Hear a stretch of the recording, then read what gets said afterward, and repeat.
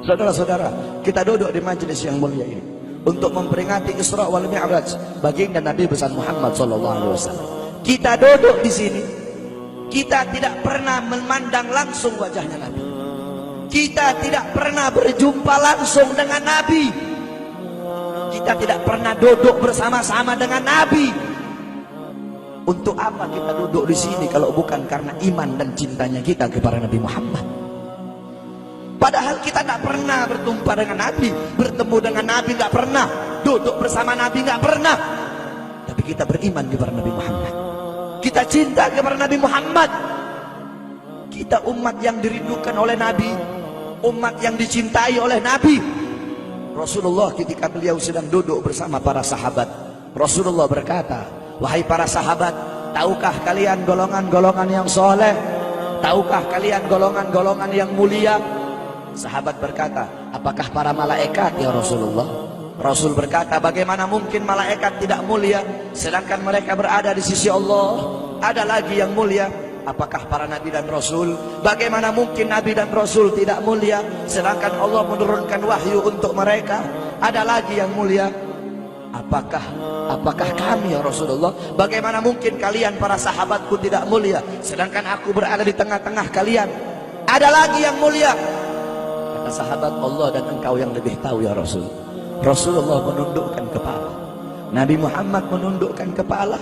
Dari kedua pelupuk mata beliau mengeluarkan air mata, membasahi pipi beliau sampai ke janggutnya beliau. Beliau menundukkan kepala sambil menangis dan beliau berkata, golongan yang mulia ini, golongan yang soleh ini, mereka golongan-golongan yang adanya nanti di akhir zaman.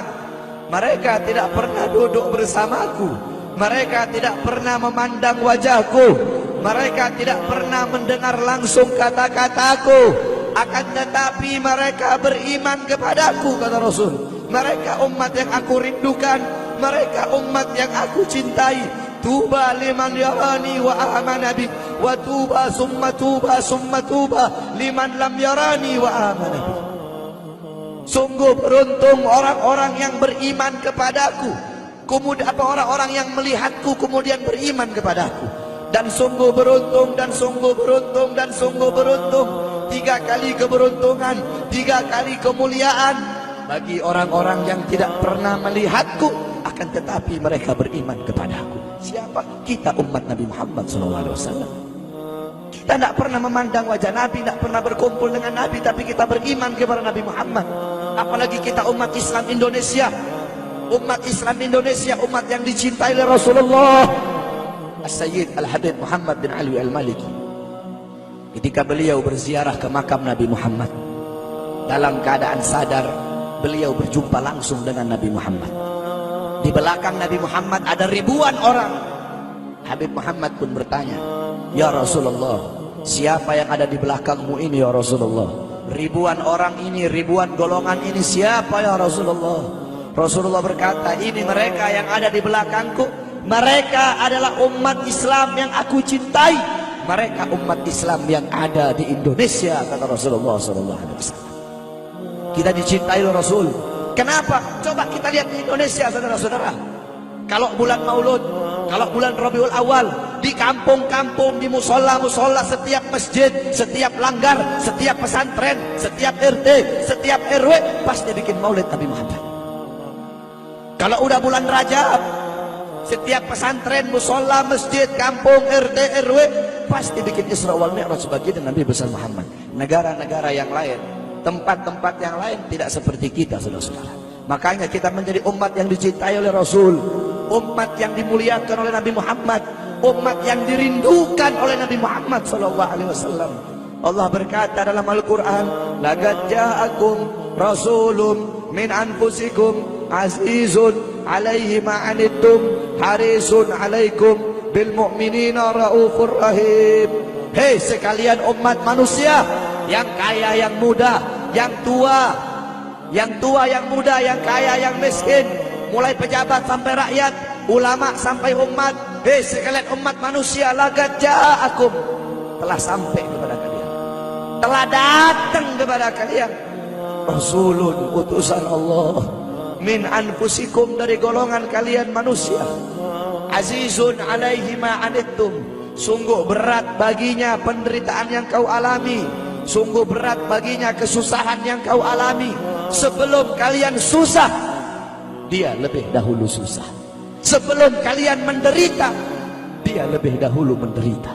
Sebelum kalian menangis, dia lebih dahulu menangis. Sebelum kalian berdarah, dia lebih dahulu berdarah. Azizun alaihi ma anittum, harisun alaikum, dia menjaga kalian, menjaga akidah kalian, keyakinan kalian, tauhid kalian, syariat kalian, salat kalian, agar kalian tidak menyimpang, agar kalian tidak tersesat, agar kalian tetap berada di jalannya Allah. Bil mu'minina raufur rahim, kepada orang-orang yang beriman beliau sangat cinta, beliau sangat sayang, beliau mencintaimu sebelum engkau mencintainya, beliau merindukanmu sebelum engkau merindukannya. Siapa beliau? Siapa dia? Dia adalah seorang manusia yang mengorbankan jiwanya, mengorbankan nyawanya, mengorbankan darah dan hartanya demi kita sebagai umat. Beliau kepanasan, kedinginan, 3 hari 3 malam makan, mengganjal perutnya dengan sebongkah batu. Perut suci beliau berbunyi. Kelaparan bukan untuk dirinya, kelaparan bukan untuk anak cucunya, kelaparan demi kita sebagai umat. Beliau seorang manusia yang pipinya pernah tertusuk duri sampai tembus ke sebelah demi kita sebagai umat. Beliau seorang manusia yang pernah wajah beliau dilempari kotoran demi kita sebagai umat. Lupakah kalian dengan air mata beliau yang menetes setiap malam demi kalian? Lupakah kalian darah suci beliau yang menetes ketika berada di kota Taif, dilempari batu demi kalian? Ketika beliau pergi ke kota Taif, dahi beliau dilempar batu, darah ke beliau keluar. Ketika darah itu jatuh, ditampung darah beliau, ditampung darahnya. Sahabat berkata, ya Rasul, kenapa kau tampung darahmu ya Rasul? Rasul berkata, andaikan darahku jatuh di atas tanah Taif, penduduk kota Taif akan ditenggelamkan oleh bumi, sedangkan mereka adalah umatku. Luar biasa kasih sayang Nabi kepada kalian. Tetapi kita sebagai umat tidak tahu diri. Kita sebagai umat merusak sunnahnya. Kita sebagai umat melanggar ajarannya. Kita sebagai umat semakin hari semakin jauh darinya, meninggalkan pakaiannya, meninggalkan ajarannya, meninggalkan sunnahnya, meninggalkan kepribadiannya, meninggalkan akhlaknya, meninggalkan Al-Qur'annya. Rasulullah sallallahu alaihi wasallam yang dimana gal Sayyidina Ali karamallahu wajha, inna Rasulullah fi akhir nafsi harragat syafataihi marratain fa'algaitu sam'i fasami'tuhu yaqul ummati ummati فقبض رسول الله صلى الله عليه وسلم وقال لو كانت الدنيا تدوم لواحد لا كان رسول الله صلى الله عليه وسلم فيها مخلدا. Dari Sayyidina Ali karamallahu wajhah, ketika akhir-akhir detik-detik kematiannya Rasulullah, beliau mendengar, beliau melihat dari bibir Rasulullah bergerak dengan 2 kali gerakan. Beliau mendekatkan telinganya, mendekatkan pendengarannya, dan beliau mendengar Rasulullah berkata, ummati ummati. Fagubidar Rasul, meninggal Rasulullah SAW. Ketika nyawa Rasulullah akan dicabut, Rasulullah berkata kepada Jibril, wahai Jibril, aku belum puas meninggalkan umat, aku tidak mau meninggalkan mereka dalam keadaan belum diberi jaminan oleh Allah. Wahai Jibril, sampaikan kepada Allah, aku tidak minta jaminan untuk diriku, aku tidak minta jaminan untuk keluargaku, aku minta jaminan untuk umatku. Wahai Jibril, sampaikan kepada Allah. Jibril pun pergi kepada Allah. Jibril pun berkata, ya Allah, kekasihmu Muhammad meminta jaminan untuk umatnya. Allah bilang, wahai Jibril, katakan kepada Muhammad, aku tidak akan menghinakan umat Muhammad. Basyirhu fa innahu awwalu nasin kharijum minal ardi idza bu'isu. Kemudian beliau ditarik lagi nyawa beliau. Beliau berkata, ya Khalil Israel, wahai kekasihku Israel, apakah seperti ini rasa sakit ketika dicabut nyawa? Israel berkata, iya ya Rasulullah, seperti inilah rasa sakit ketika dicabut nyawa ya Rasulullah. Ya Allah, biar aku menanggung sakratul maut seluruh umat. Ya Allah, mereka tidak akan kuat, mereka tidak akan sanggup. Aku nabi mereka, aku pemimpin mereka. Biar aku menanggung beban penderitaan sakratul maut mereka ya Allah. Biar aku menanggung sakratul maut umatku ya Allah. Di mana kita sebagai umat? Apa yang telah kita lakukan untuk Nabi Muhammad? Nabi berkorban untuk kita. Di saat detik-detik terakhir nafasnya, tidak memikirkan rasa sakitnya, tidak memikirkan pedihnya, tidak memikirkan beratnya. Beliau memikirkan nasib kita sebagai umat.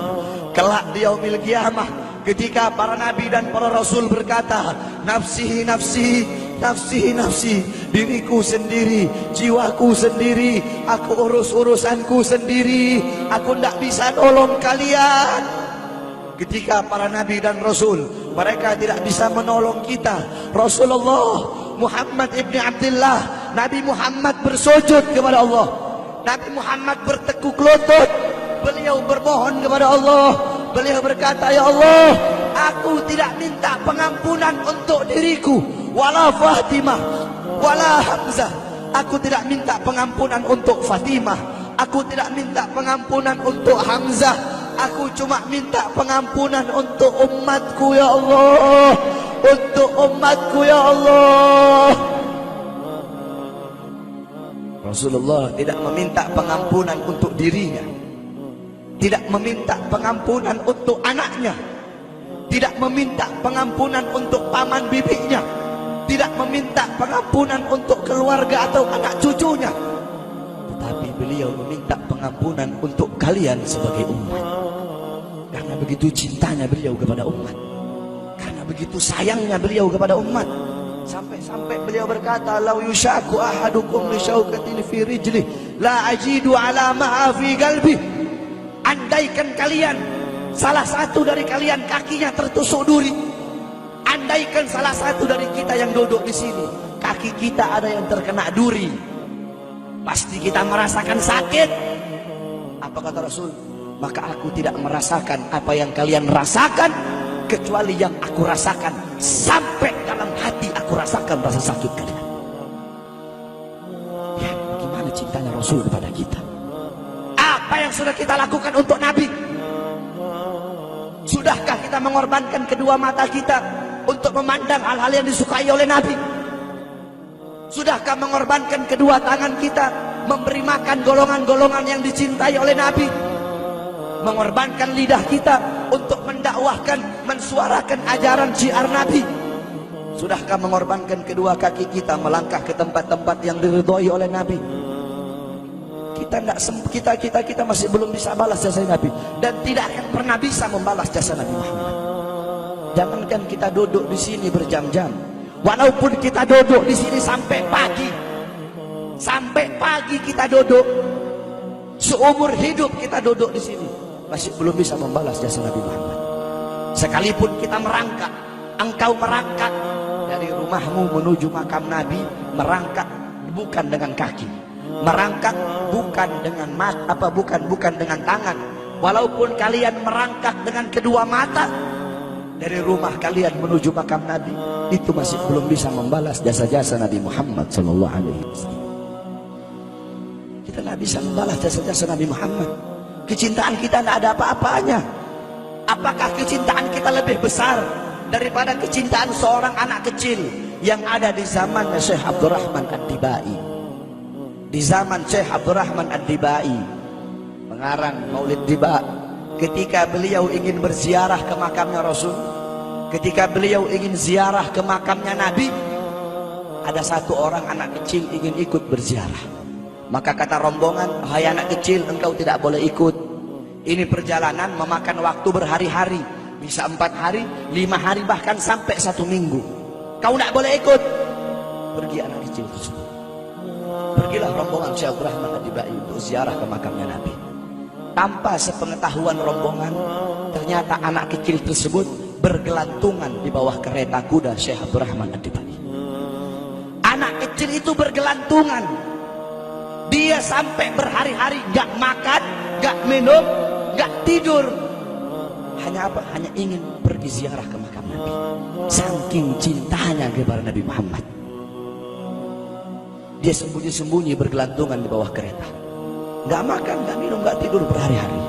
Sampai ketika sampai di Madinah, itu anak kecil jatuh.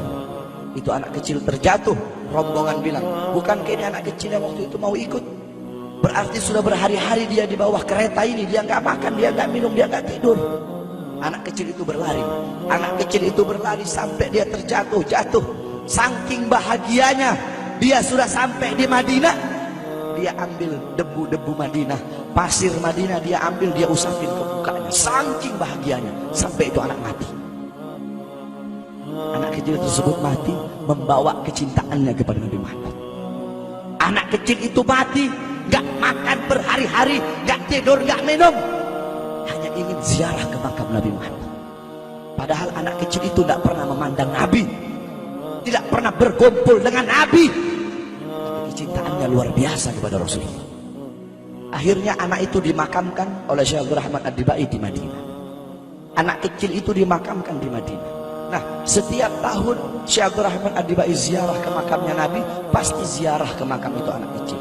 Yang anehnya, setiap Syekh Abdul Rahman Ad-Dibai ziarah makam anak kecil tersebut, kubur anak kecil tersebut bergeser dengan sendirinya mendekati makam Nabi Muhammad SAW. Sampai sekarang makam anak kecil itu ada di samping Masjid Nabawi. Saking cintanya anak kecil tersebut kepada Rasulullah SAW. Kecintaannya kita nggak ada apa-apanya. Kita tiap hari maksiat, tiap hari berbuat dosa, melakukan hal-hal mungkarat, dhalalat, sayyiat. Takutlah kita kepada Allah. Kembalilah ke ajaran Nabi Muhammad. Jadikan beliau sebagai teladanmu, jadikan beliau sebagai pedomanmu. Hidupkan rumah tanggamu dengan ajaran beliau. Hidupkan kampungmu dengan dengan ajaran dan sunnah beliau. Jadikan rumah tanggamu rumah tangga Sayyidina Muhammad, kampungmu kampung Sayyidina Muhammad, desamu desa Sayyidina Muhammad, kotamu kota Sayyidina Muhammad sallallahu alaihi wasallam.